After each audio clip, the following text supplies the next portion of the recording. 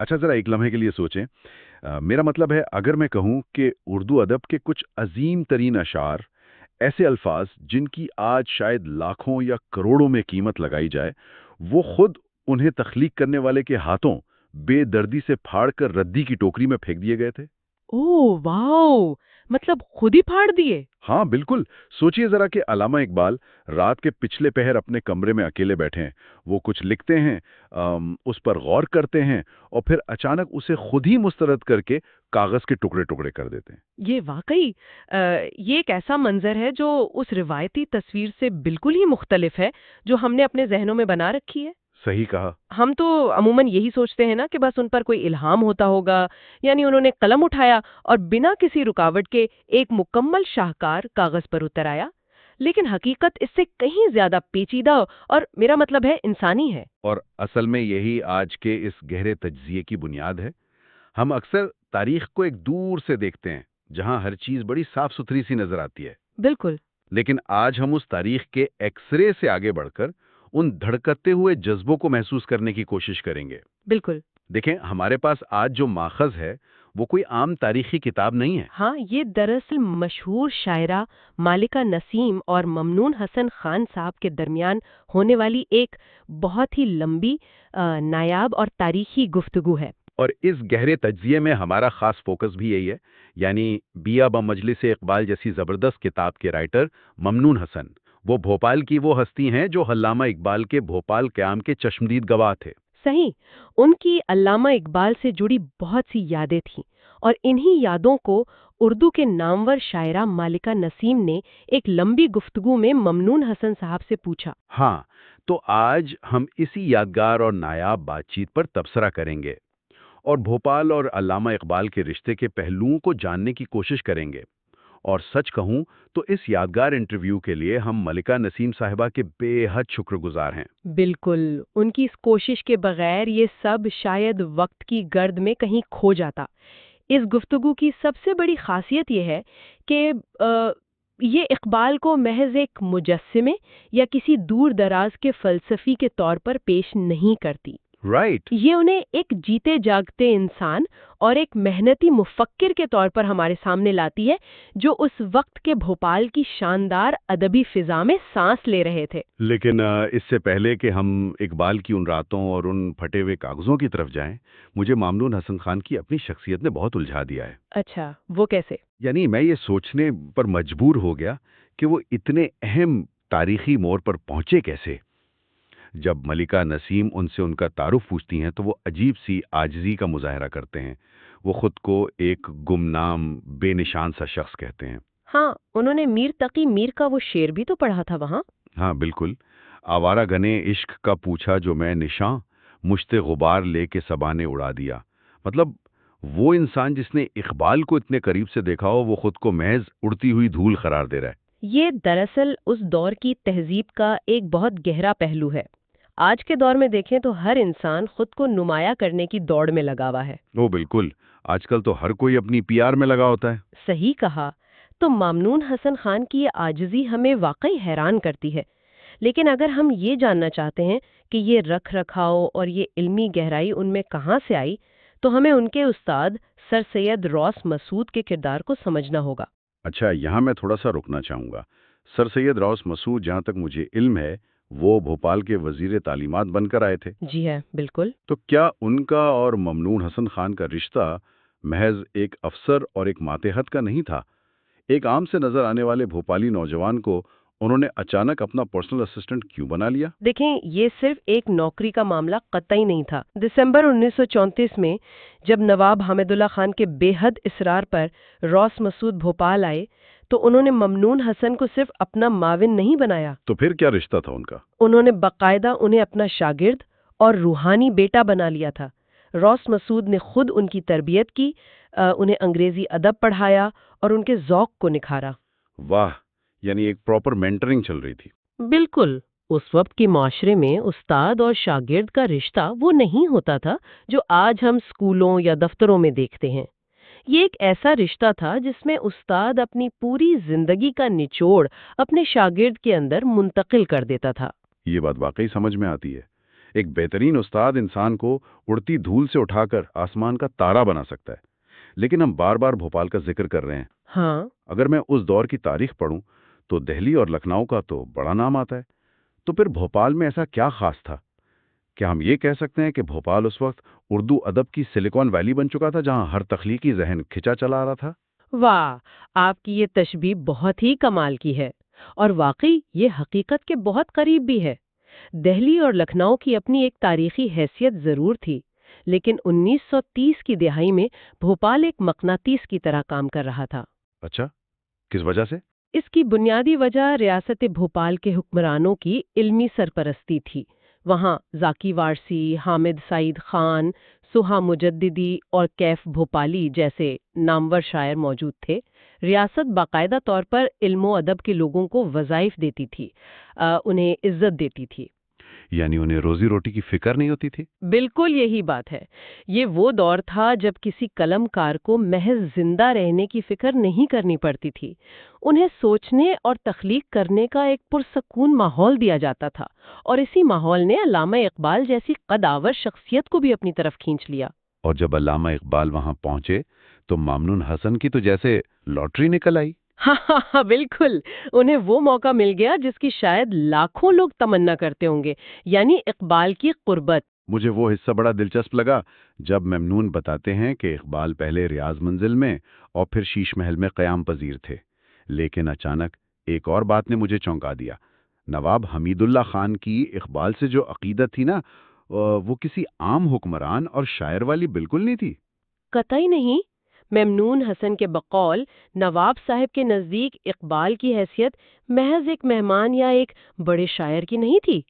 उनका मानना था कि आलम इस्लाम में सहाबा कराम के बाद अगर कोई शख्सियत सबसे ज्यादा अहम और काबिल एहतराम है तो वो अल्लामा इकबाल है। वेट, वाकई उन्होंने सहाबा कराम से मुवाजना किया? हाँ, ये अल्फाज हमें बताते हैं कि उस वक्त इकबाल का तस्वुर क्या था। वो महज लफ्जों के जादूगर नहीं समझे जाते थे, बल्कि उन्हें एक ऐसी हस्ती माना जाता था जो मुसलमानों की फिक्री और रूहानी रहनुमाई कर रही थी। ये तो बहुत ही बड़ा दर्जा है। और सोचने की बात है कि जब आपको इस दर्जे पे बिठा दिया जाए तो आपके हर अमल, हर लफ्ज का वजन 1000 गुना बढ़ जाता है। सही। और शायद इसी वजन और इसी फिक्री दबाव की वजह से वो मंजर सामने आता है जिसका मैंने शुरू में जिक्र किया था, यानी ज़र्ब कलीम की तख्लीक का वक्त। ममनून हसन बताते हैं कि वो रातों को जागकर इकबाल को लिखते हुए देखते थे। हाँ, और यहाँ वो मिथ टूट जाती है कि अजीम लोग बस आंख बंद करके शाहकार लिख देते हैं। बिल्कुल। ये इस पूरे तज़िये का एक इंतहाई अहम मोड़ है। ममनून हसन ने बाकायदा मुशाहिदा किया कि इकबाल किस तरह एक एक शेर पर गौर करते थे। वो लिखते, उसे पढ़ते, और अगर उन्हें वो अपने फिक्री मेयार पर पूरा उतरता हुआ महसूस ना होता तो वो उस कागज को फाड़ देते। कमाल है। एक हथौड़ा था जिसे जहनों के बुत तोड़ने थे, तो वो हथौड़ा किसी कमजोर धात का तो नहीं हो सकता था ना? बिल्कुल सही पकड़ा आपने। ये बात मेरे रोंगटे खड़े कर देती है। एक तरफ उनके चाहने वाले उन्हें देवता बना रहे हैं, नवाब साहब उनका मुवाजना मुकद्दस हस्तियों से कर रहे हैं, और दूसरी तरफ वो खुद रात की तन्हाई में एक आम मेहनती इंसान की तरह अपने ही अल्फाज से उलझ रहे हैं, उन्हें काट रहे हैं। यही तो उनकी अजमत थी। अच्छा, इस दौरान एक और बहुत दिलचस्प बहस भी सामने आती है। जब कोई इंसान इस कदर मशहूर हो जाए तो उसके नाम से बहुत सी कहानियां और अफवाहें भी जुड़ जाती हैं। मलिका नसीम ने इंटरव्यू में एक सवाल पूछा कि क्या भोपाल में लिखी गई कोई ऐसी नज़में भी हैं जो आज तक गैर मतबूआ हैं, यानी छपी नहीं है? हाँ, ये सवाल बहुत फितरी था, क्योंकि तारीखी तौर पर ऐसा होता रहा है कि किसी बड़े मुसन्निफ की वफात के बाद कोई दावा कर दे कि देखें, मुझे उनकी एक गुमशुदा तहरीर मिल गई है। एग्जैक्टली, हर दूसरे दिन ऐसा कोई दावा आ जाता है। लेकिन ममनून हसन ने एक बेहतरीन मुहक्किक और चश्मदीद गवाह के तौर पर इस गलत फहमी को वहीं ख़त्म कर दिया। उन्होंने वाज़ेह किया कि इकबाल के हाथ का लिखा हुआ कोई भी ऐसा मुसवद्दा मौजूद नहीं है जो कभी शाया ना हुआ हो। तो फिर वो अफवाह आई कहाँ से? वो कौन सी नज़में थीं जिनके बारे में लोग दावे कर रहे थे? اچھا، اس کا پس منظر یہ ہے کہ ممنون حسن نے بڑی تفصیل سے بتایا کہ دراصل 1907 میں مشہور رسالہ مخزن میں اقبال کی ایک نظم ہمارا دیس کے عنوان سے چھپی تھی۔ اوہ، تو وہ پرانی نظم تھی۔ ہاں، کچھ عرصے بعد اسی پرانی اور شائع شدہ نظم کی کچھ فوٹو کاپیز یا نقول کسی طرح گردش کرنے لگیں، اور کچھ حلقوں نے لا علمی میں یا شاید سنسنی پھیلانے کے لیے یہ کہنا شروع کر دیا کہ یہ کوئی نئی یا چھپی ہوئی غیر مطبوعہ نظم دریافت ہو گئی ہے۔ یہ تو بالکل ایسا ہی ہے جیسے آج کل سوشل میڈیا پر کوئی پرانی خبر یا تصویر نئی کیپشن کے ساتھ وائرل کر دی جاتی ہے۔ بالکل، فیک نیوز کا اس دور کا ورژن آپ کہہ سکتے ہیں۔ صحیح بات ہے۔ اگر ممنون حسن جیسے لوگ اس وقت موجود نہ ہوتے اور اس ریکارڈ کو درست نہ کرتے تو ہم تو آج بھی شاید کسی نام نہاد گمشدہ نظم کو ڈھونڈ رہے ہوتے۔ یہی وجہ ہے کہ ان یادوں کو محفوظ کرنا اتنا اہم ہے۔ ممنون حسن خان صرف ایک اسسٹنٹ نہیں تھے، وہ ایک زندہ آرکائیو تھے۔ ایک چلتا پھرتا انسائکلوپیڈیا۔ ہاں، ان کا اپنا ذہن اور ان کی یادداشت اتنی مضبوط تھی کیونکہ وہ بچپن سے ہی اقبال کے فلسفے میں گندھے ہوئے تھے۔ ان کی والدہ نے انہیں بچپن ہی سے اقبال کا کلام پڑھایا تھا۔ واہ! اور دیکھیں، یہ کوئی عام بات نہیں تھی۔ ممنون حسن کے اپنے بتانے کے مطابق اس وقت تک دنیا بھر میں اقبال کی شاعری اور فلسفے پر کم و بیش 2500 کتابیں لکھی جا چکی تھیں۔ 2500؟ اس وقت تک؟ جی ہاں۔ اب تصور کریں، جس شخص پر 2500 کتابیں لکھی جا چکی ہوں، اس کو سمجھنا کتنا مشکل ہوگا، لیکن ممنون حسن اسے روزمرہ کی زندگی میں جی رہے تھے۔ واقعی۔ اور دیکھیں، جب آپ کسی کو اتنے قریب سے جیتے ہیں نا، تو ان کے جذباتی دکھ درد بھی آپ کے اپنے ہو جاتے ہیں۔ اس گفتگو میں ایک پہلو ایسا آیا جس نے مجھے اندر تک ہلا دیا۔ آپ روس مسعود کی وفات کی بات کر رہے ہیں نا؟ ہاں، ہم نے شروع میں سر سید روس مسعود کا ذکر کیا تھا، جو ممنون حسن کے استاد بھی تھے اور ایک طرح سے باپ بھی۔ جب ان کا انتقال ہوتا ہے تو وہ منظر کیسا تھا؟ جولائی 1937 کا وہ وقت ریاست بھوپال کے لیے اور خاص طور پر ان علمی حلقوں کے لیے ایک بہت بڑا سانحہ تھا۔ سر سید روس مسعود نے اپنی آخری سانسیں اپنے اسی شاگرد ممنون حسن خان کی گود میں لی۔ کتنا تکلیف دہ منظر ہوگا وہ۔ بہت۔ یہ ایک ایسا صدمہ تھا جس نے ممنون حسن کو تو توڑا ہی، لیکن اس کی گونج علامہ اقبال تک بھی پہنچی، کیونکہ اقبال اور روس مسعود کا رشتہ بھی بہت گہرا اور روحانی تھا۔ مجھے یہ جاننے کا بہت اشتیاق ہے کہ اقبال نے اس دکھ کا اظہار کیسے کیا، کیونکہ ہم جانتے ہیں کہ جب کوئی عام انسان روتا ہے تو وہ محض آنسو بہاتا ہے، لیکن جب اقبال جیسا مفکر روتا ہے تو وہ تاریخ میں نقش ہو جاتا ہے۔ آپ نے بالکل درست کہا۔ جب روس مسعود کی تدفین علی گڑھ یونیورسٹی کی مسجد کے احاطے میں ہوئی تو اقبال نے ان کے لیے ایک خاص فارسی خطہ تحریر کیا۔ وہ خطہ کچھ یوں شروع ہوتا ہے کہ نہ پیوستم در این بستان سارا۔ واہ! اور یہ کوئی عام تعزیتی پیغام نہیں تھا۔ علامہ اقبال نے خود ممنون حسن کو یہ ہدایت کی تھی کہ ان کا لکھا ہوا یہ خطہ سر سید روس مسعود کی قبر پر بطور سنگ مزار نصب کیا جائے۔ اور اس کے ساتھ اقبال نے ایک ایسی بات کہی جو انسان کو واقعی حیران کر دیتی ہے۔ انہوں نے کہا کہ یہ سنگ مزار جو میں اپنے دوست کے لیے لکھ رہا ہوں، یہی کل کو میری اپنی نجات کا باعث بنے گا۔ بالکل۔ سوچی ذرا، ایک انسان جس نے پورے برِ صغیر کے مسلمانوں کو جگایا ہو، جس کی کتابیں دنیا بھر میں پڑھی جا رہی ہوں، وہ اپنی نجات اپنے کسی فلسفے یا شاعری میں نہیں ڈھونڈ رہا، بلکہ اپنے ایک دوست کی قبر پر لکھے گئے ان محبت بھرے الفاظ میں ڈھونڈ رہا ہے۔ یہی تو اقبال کی اصل پہچان ہے نا۔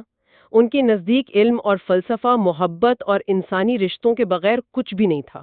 اور یہیں سے اس انٹرویو کا وہ پہلو سامنے آتا ہے جو شاید آج کے دور کے ہر فنکار، ہر مصنف اور ہر سوچنے والے انسان کے لیے ایک بڑی اہم بحث ہے۔ آپ ادب برائے زندگی کی بات کر رہی ہیں؟ جی بالکل۔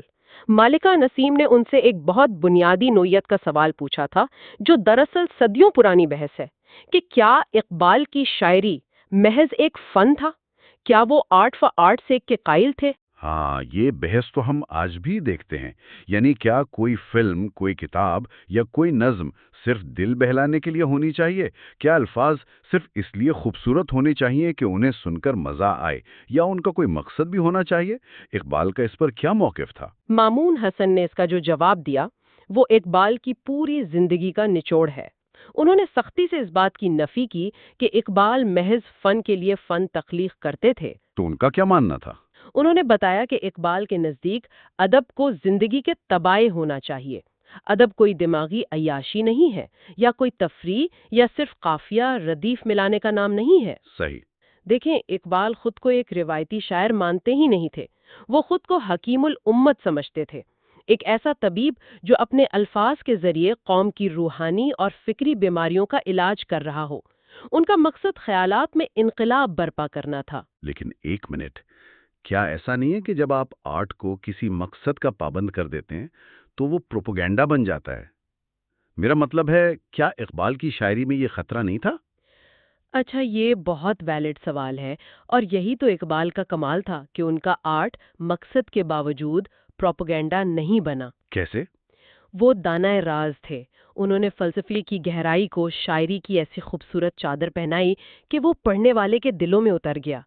وہ چاہتے تھے کہ ان کا قاری صرف واہ واہ نہ کرے بلکہ شعر پڑھنے کے بعد اس کے اندر ایک بے چینی پیدا ہو۔ یعنی وہ اٹھ کھڑا ہو اور عمل کرے۔ بالکل۔ اگر ان کی شاعری سن کر آپ کے اندر تبدیلی کی آگ نہیں بھڑکی تو ان کے نزدیک اس شاعری کا کوئی فائدہ نہیں تھا۔ یہ نقطہ نظر آج کے دور میں کس قدر ریلیونٹ ہے نا؟ آج ہم ہر طرف بس کانٹینٹ دیکھتے ہیں، لیکن اس میں سے کتنا ایسا ہے جو واقعی زندگی کے تباہ ہے؟ بہت کم، شاید نہ ہونے کے برابر۔ خیر، اگر ہم اس پورے سفر کو سمیٹیں تو ملکہ نسیم کا یہ انٹرویو اور ممنون حسن خان کی یہ یادیں محض ماضی کا کوئی قصہ نہیں ہے۔ یہ ایک ایسی کھڑکی ہے جس سے ہم دیکھ سکتے ہیں کہ عظمت کیسے تخلیق ہوتی ہے۔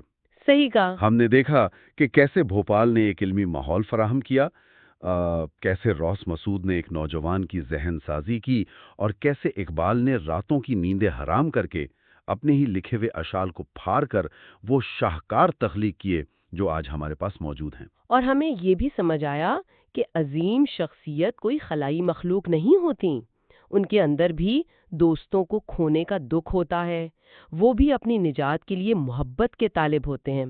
ممنون حسن خان کی بیا با مجلس اقبال اور یہ انٹرویو دراصل تاریخ کا وہ خام مال ہے جس کے بغیر تاریخ کی کوئی بھی عمارت کھڑی نہیں ہو سکتی۔ بالکل۔ لیکن اب آخر میں ایک ایسی بات پر غور کر رہا ہوں جو اس ساری گفتگو سے ابھرتی ہے اور جو تھوڑی سی خوفناک بھی ہے۔ خوفناک؟ وہ کیسے؟ دیکھیں، ہم نے بات کی کہ ممنون حسن خان نے اقبال کو اپنے مسودات پھاڑتے ہوئے دیکھا، اور انہوں نے ان پھٹے ہوئے کاغذوں کو، ان مسترد شدہ ڈرافٹس کو کسی نہ کسی طرح یاد رکھا۔ اس طرح ہمیں پتہ چلا کہ اقبال کا تخلیقی عمل کتنا کٹھن تھا۔ جی، تو اس سے آپ کیا نتیجہ نکال رہے ہیں؟ اس سے ہمیں ان کے ذہن کی کشمکش کا اندازہ ہوا نا۔ لیکن ذرا آج کے دور کا تصور کیجئے۔ آج کے اس ڈیجیٹل دور میں جب ہمارا کوئی موجودہ دور کا مفکر یا تخلیق کار کچھ لکھتا ہے اور اسے پسند نہیں آتا تو وہ کاغذ نہیں پھاڑتا، اچھا۔ وہ بس کمپیوٹر پر بیک سپیس کا بٹن دباتا ہے یا اسکرین پر ڈیلیٹ کر دیتا ہے۔ وہ الفاظ، وہ کشمکش، وہ مسترد شدہ خیالات اسی سیکنڈ میں ہمیشہ کے لیے غائب ہو جاتے ہیں۔ اوہ، یہ واقعی ایک بہت ہی گہرا اور غور طلب نقطہ ہے۔ کوئی ممنون حسن کسی ڈیجیٹل کوڑے دان سے جا کر وہ الفاظ واپس نہیں لا سکتا، تو کیا مستقبل کے مورخین جب آج کے دور کے کسی بڑے ذہن کا مطالعہ کریں گے تو انہیں صرف ایک صاف ستھرا، پالشڈ حتمی شاہکاری ملے گا؟ صحیح بات ہے، انہیں تو سٹرگل دکھے گی ہی نہیں۔ بالکل۔ کیا آنے والی نسلیں یہ سمجھ بیٹھیں گی کہ آج کے دور میں شاہکار بس یوں ہی بغیر کسی جد و جہد کے تخلیق ہو جاتے تھے؟ کیا ہم نے ٹیکنالوجی کی سہولت میں اپنے تخلیقی عمل کی پوری تاریخ، اس کی پوری اذیت کو ہمیشہ کے لیے مٹا نہیں دیا؟ یہ سوچنے والی بات ہے واقعی۔ یہ ایک ایسا سوال ہے جو مجھے لگتا ہے کہ ہمیں اپنے آپ سے ضرور پوچھنا چاہیے۔ اور اسی سوال کے ساتھ آج کا ایک گہرا تجزیہ اپنے اختتام کو پہنچتا ہے۔ آخر میں آپ سے گزارش ہے کہ یہ ویڈیو بنانا ایک ایکسپینسو کام ہے۔ آپ فالو اور کمنٹ کر کے حوصلہ افزائی کریں۔ ہم انسٹاگرام اور یوٹیوب پر موجود ہیں۔ سوچتے رہیے، کیونکہ سیکھنے کا عمل کبھی ختم نہیں ہوتا۔